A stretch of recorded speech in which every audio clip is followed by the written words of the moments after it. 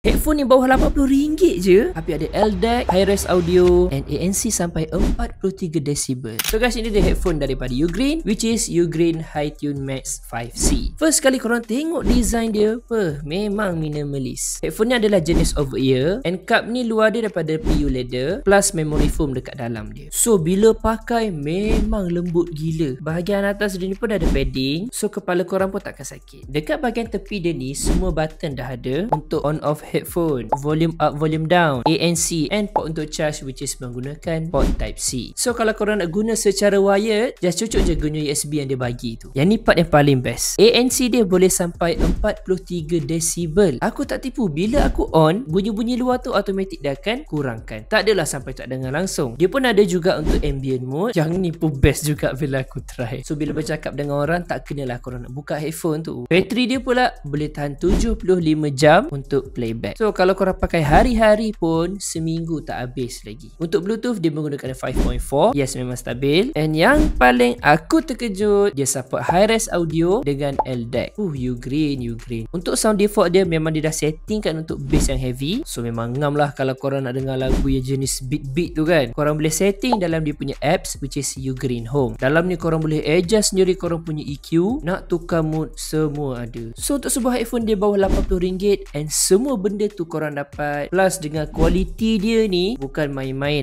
serius aku tak tipu, memang rasa premium and memang sangat berbaloi untuk korang dapatkan. Macam biasa guys, kalau korang nak link aku sediakan dekat bawah.